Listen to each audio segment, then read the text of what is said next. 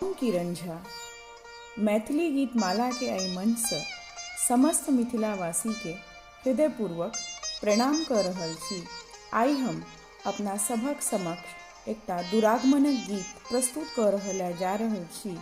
हम आशा करै छी ई गीत अपना सबके जरूर नीक लागत। जय मिथिला, जय मैथिली। जखन ही रामचंद्र चलेला अवध सा, चलेला अवध सा, संग भेल लक्ष्मण हे भाई, संग भेल लक्ष्मण हे भाई। जखन ही रामचंद्र चलेला अवध सा, चलेला अवध सा, संग भेल लक्ष्मण हे भाई। सगुनक पोथिया उचारू हे भैया, उचारू हे भैया, कते दिन लिखल बनवास, कते दिन लिखल बनवास। कय दिन केर एक रे महीनमा,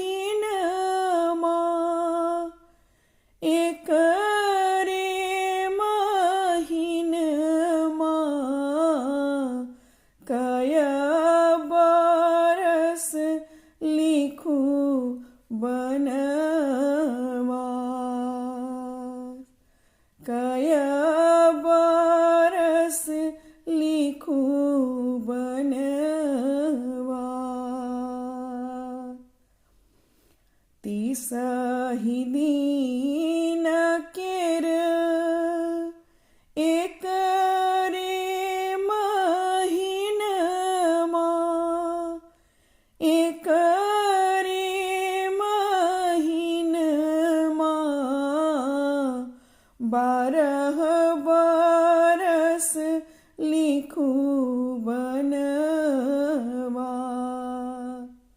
12 बरस लिखू बनवास। एकता बैरिन भेल विध विधाता, विध विधाता, दोसर भेलन कई माय, दोसर भेली कई माय।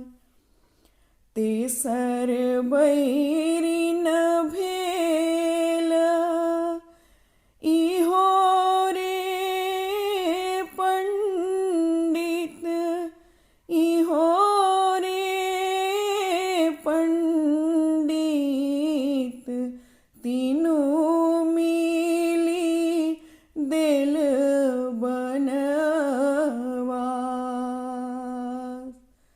तीनू मिली देल बनवास।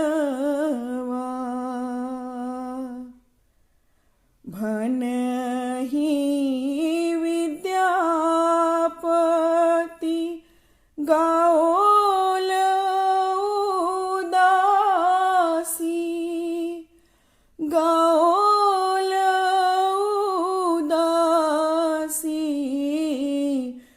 राम के लिखल बनवा,